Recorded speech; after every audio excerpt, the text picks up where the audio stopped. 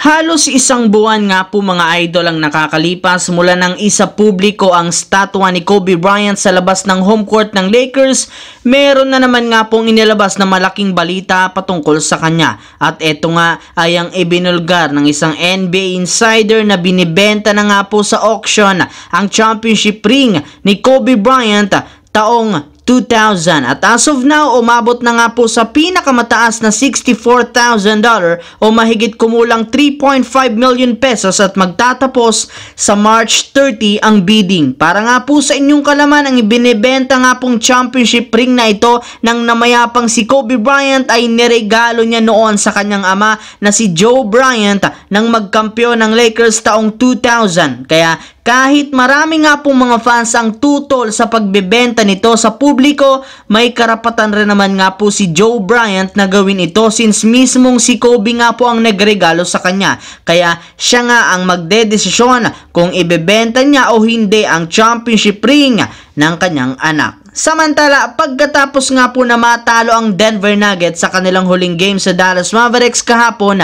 inamin nga po mismo ng kanilang superstar na si Nikola Jokic na maging siya hindi makapaniwala na pumasok ang hirap na tira na ginawa ni Kyrie Irving, pero wala rin naman sila ditong magagawa kundi kalimutan na lamang ito at mag-focus sa kanilang natitirang laro upang sa ganoon makabawi naman sila sa kanilang pagkatalo. Pero aminado rin naman ang halos lahat ng miyembro ng Denver na hindi talaga biro kalaban ng Dallas Mavericks, lalo na ang superstar nito na si Luka Doncic. Yes mga idol, bagamat man ikinadismaya nila ang ginawa ni Irving, mas natatakot nga sila sa mga kayang gawin ni Luka Doncic since kahit na naman nga pong klaseng depensa ang itapat nila sa kanya, hindi rin naman nga ito gumagana, gayong nakakapagtala pa rin ito ng punto sa tuwing hawak nito ang bola. Kaya sigurado nga po na magiging problema nila si Luka Doncic kung sakasakali mang makatapat nila ang Dallas Mavericks sa darating na playoffs. Sa kabilang dako naman, wala na talagang nakakapigil pa sa pag-iingay ngayon ni Dwight Howard sa social media since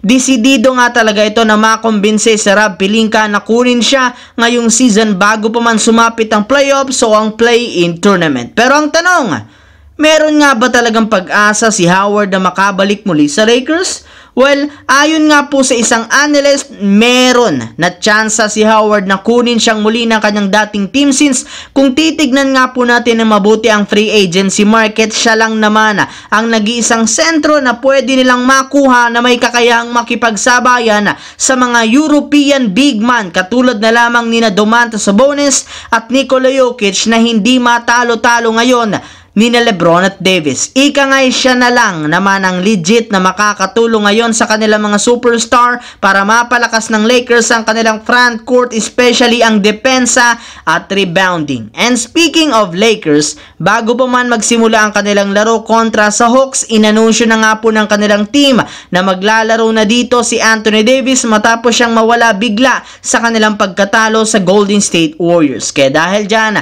nagawa nga po ng Lakers na mapaganda ang kanilang simula matapos maging maaga ang pagiging agresibo ng kanilang mga starter pagdating sa pag-i-score, pagdadrive sa ilalim ng basket. Ngunit sadyang hirap pa rin naman sila na mapahinto, lalo na si DeJounte Murray na siyang rason bakit nananatiling dikit ang kanilang laro. Kaya dahil dyan, nagsimula nga po ang palitan ng opensa ng Lakers at Hawks sa kalagitnaan ng laro. Mabuti na lamang nagawa pa rin naman ni Anthony Davis at LeBron James na mag-take over sa kabila ng injury na sinabayan pa ng pag-init ng shooting ni Austin Reeves at D'Angelo Russell. Kaya nakakuha pa rin naman sila ng kalamangan sa kanilang laro, pero syempre sinubukan rin naman ni DeJounte Murray na makahabol at makipagsabayan, ngunit parati nga silang na-outplayed ng mga players ng Lakers hanggang sa makuha nga po ng Lakers ang panalo sa pagtatapos kung saan umangat na nga sa 37-33 win-loss record